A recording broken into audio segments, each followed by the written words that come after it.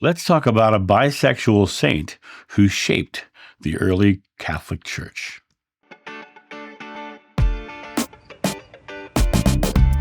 Hey guys, it's John sitting here in the studio with my fabulous mug of coffee. I hope that you guys are doing well wherever you are. What if the entire Catholic doctrine of original sin was not born from a divine revelation, but from one man's inner turmoil about his own sexuality? That one man was St. Augustine, and he was not just a church father, but he was a man who admitted to passions and desires he couldn't reconcile with his own pursuit of holiness.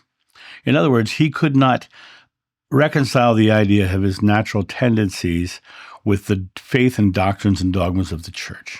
Augustine claimed that he was born in sin, yet confessed to his bisexual desires.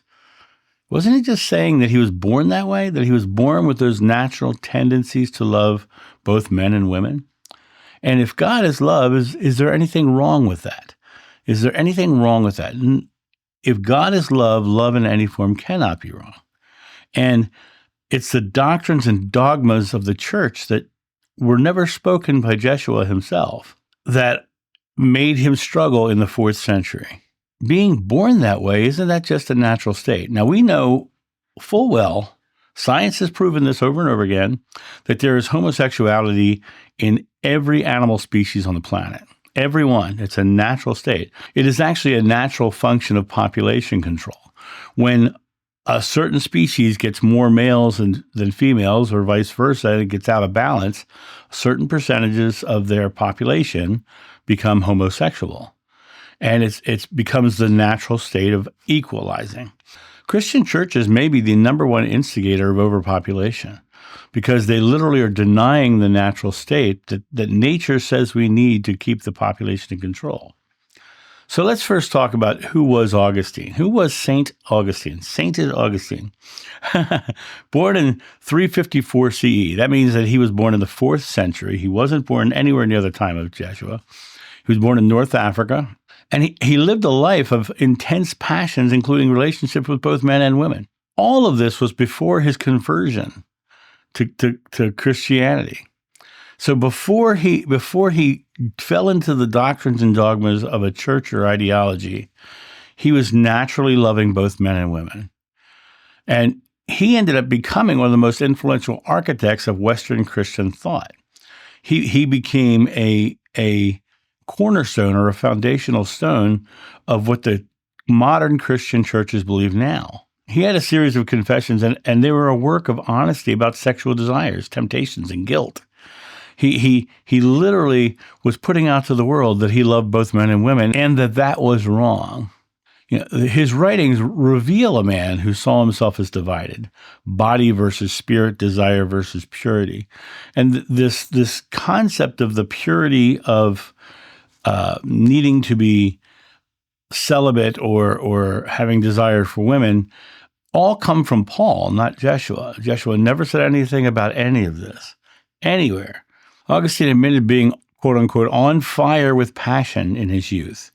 He literally, in his early days, was expressing this desire for both men and women, and it was on fire with passion. It was a powerful force within him. He talks about his deep bonds with men and also his attraction to women, and he explains very clearly that he had attraction to both. Modern scholars read into these confessions a bisexual orientation that he wrestled with in life, that he struggled with this ideology of his own sexuality. Instead of accepting desire as natural, he framed it as a disease of the flesh. He actually said, I was in love with love. Now, this is a quote from Augustine himself. I was in love with love.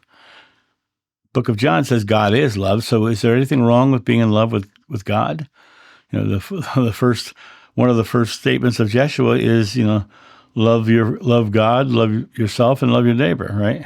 But this concept of love with love is the conflation of love with lust or any of those things. But even lust can come from love because it is a natural inclination. It's what the body desires. He had a confusion about what love was. His confusion was that his sexual desires were somehow aberrant of the love of God. And he turned that personal guilt into universal doctrine that we all must fall into, according to the Catholic Church. Augustine's inability to reconcile his own sexuality led him to creating a new theological claim. Sin was not just an action, it was a condition. And humanity was born into original sin through concupiscence. Desire, that lust that is within each one of us, right?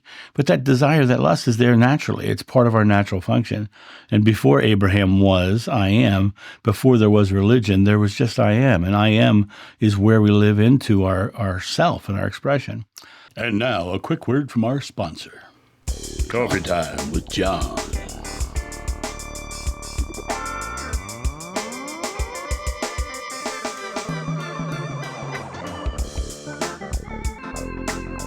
This channel runs off coffee, so get your coffee and tea at johnsjoe.com. This doctrine that Augustine created projected his personal shame into the entire human race. Everyone had to understand that anything that was desirous of men and women was shameful. It was a personal shame that we all must fall into. Original sin, the Adam and Eve story, he was literally saying we're born that way. Well, if you're born that way, then it must be natural, right? The irony is that in condemning desire, he universalized his own conflict, especially with bisexuality, and he created a theology that said that you're sinful from birth. You're born that way. I've known people all my life who, from a young age, we all thought, well, that person's gay, right?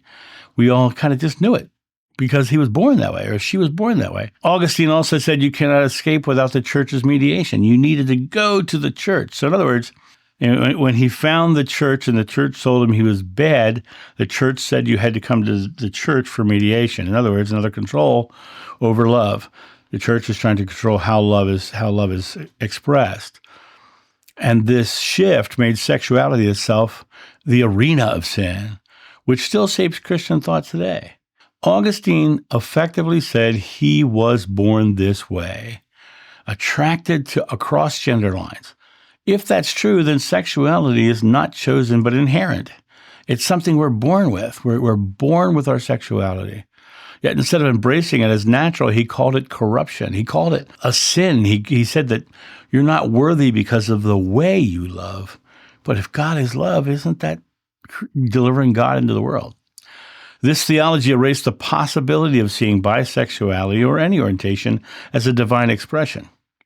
Being born in sin became shorthand for being born with desire itself. And because of this, bisexuality and all sexuality became condemned and not celebrated as an expression of love. Augustine really created a bunch of lasting damage for humanity. Augustine's teachings became the bedrock of Catholicism and much of Protestantism. Sexual shame was institutionalized on a very broad scale, and that ties into not only Augustine's work, but Augustine's work is based on the work of Paul. Paul's the one who said we should be celibate, that we should deny our own bodily urges and our bodily desires and our natural function of the way we love. Queerness was framed as evidence of humanity's fallen state as opposed to an expression of love and the way we love. And millions of people have lived under the shadow, believing that their very being was sinful. What damage has the church done to those people? What damage has the church done to people who are denying themselves because of a doctrine or dogma of the Catholic Church that denies love itself? God is love, and love in any form cannot be wrong. You can call all of this what it is. It's a projection of Constantine's unresolved personal struggles. He could not marry his natural inclinations of love with his Christian doctrines. And it became a personal struggle. And so he decided, I was born in sin. I was born this way. So he must have had those thoughts his entire life. He must have been holding on to those ideologies that he loved a different way than he's allowed to in the church. So there's a central paradox in this. Augustine confessed he was born this way, yet he framed that natural reality as universal sin. Then original sin was a less divine truth and more a personal crisis that became theology. He actually turned his own personal struggles into a doctrine of the church that people have to follow, and it has damaged people for centuries. Look at this distortion as it is. Desire is not a sin. It is life itself. It is life expressing itself. It's how procreation happens. It's how the natural function of life happens. And it also is how population control happens. So we talked about that as well. We're not born in sin. We're born in love. We are part of God. The Father and I are one, and you must become one with me as I am with the Father. There's no question of sexuality in that statement. We are love. We are one with God. We are all together part of God. Ask yourself this. What part of God is not worthy? If we're all part of God, what part of God is not worthy? There is not one person who is born in sin on this earth. Augustine's guilt shaped the Western Church, but what would our world look like if he had instead embraced love as natural and divine, instead of looking at his own way of loving as a corruption of the soul that was condemned, and that the only way you can solve this problem is to come to the church for mediation?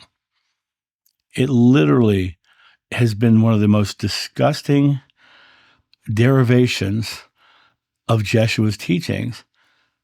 Love one another.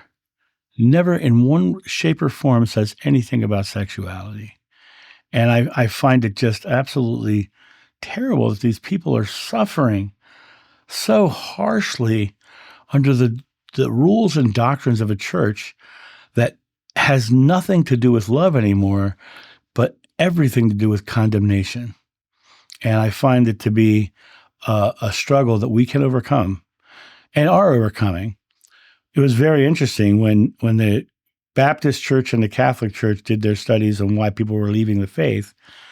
In the Baptist study, the number one answer why people were leaving was the church's views on the LGBTQ community. They literally said, we don't like the fact that people can't love the way they want to love. In the Catholic Church, the number one answer was the church's views on marriage, because in the Catholic Church, they believe there is no such thing as homosexuality, that it is a sin flat out. And so that idea that it is a sin becomes the denial of love itself, the denial of love itself. And they even in their church responses, they say, no, it's marriage, not LGBTQ stuff. But in both studies, when they asked them what they found when they left, the number one answer was freedom. Free to be themselves, free to love the way they want to love, free to be their natural self and love the way they want to. Do we really need the church to tell us how to love? Do we really need the church to tell us who we can love? Do we really need the church to define God for us? Because God is love, and love is not held by the confines of a doctrine. And that's my thought on this. You guys have a great day, and I'll talk to you soon. See ya. Bye.